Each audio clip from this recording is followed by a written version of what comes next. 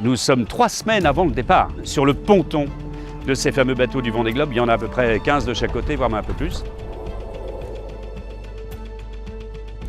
On a 2 exemples intéressants d'évolution architecturale de ces dernières années, énormes. Vous avez vu les bateaux qui commencent à voler, avec des foils, mais il y a des familles. Et il y a eu une grande évolution dans le domaine du Vendée Globe, ce sont les étraves. Les étraves, c'est l'avant du bateau. Sur l'Occitane, le bateau d'Armel Tricon, il est un petit peu plus rond que la moyenne. Là-bas, très différent sur Corom, beaucoup plus presque classique vue de profil. Par contre, très très large assez vite. Tant sur tous les bateaux de génération de foil, il y a plein de formes de foil différentes. En gros, l'Occitane, c'est plutôt une sorte de serpe, alors que du côté de Corom et chez d'autres, c'est plutôt des formes un petit peu de succession de plans porteurs un peu différents. Et c'est surtout l'illustration de l'évolution de ces bateaux qui avancent à très grande vitesse avec un pilote ou une pilote qui est à l'intérieur et qui ne voit même pas devant.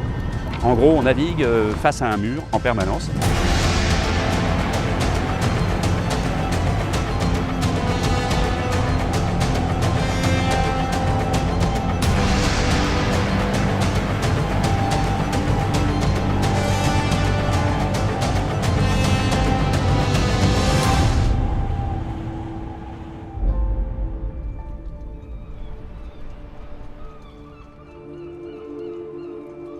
Il y a ce chenal incroyable, ces sortes de Champs-Élysées.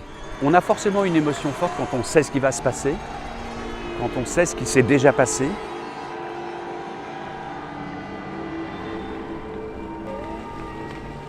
Pour ceux qui ont moins l'habitude des tours du monde, et il y en a quelques-uns, des jeunes impétrants qui vont le faire pour la première fois, c'est une sorte de délivrance angoissée. Ceux qui ne savent pas ont peur de l'inconnu et ceux qui savent ont peur de ce qu'ils savent, justement.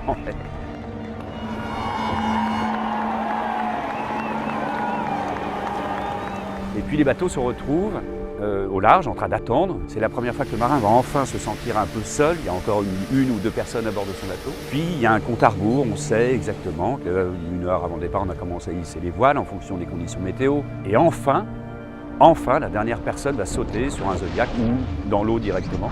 Et là, enfin seul. 7, 6, 5, 4, 3, 2, 1... Top. Mais c'est le retour qui est assez étonnant aussi. Déjà parce que c'est pas forcément accessible à tous ceux qui vont partir. On sait quand on part, on ne sait pas quand on va revenir, ni comment. Il y aura toujours un accueil, il y aura toujours une émotion incroyable à accueillir ces héros des mers qui auront accompli ce tour du monde en solitaire, à la voile et sans escale.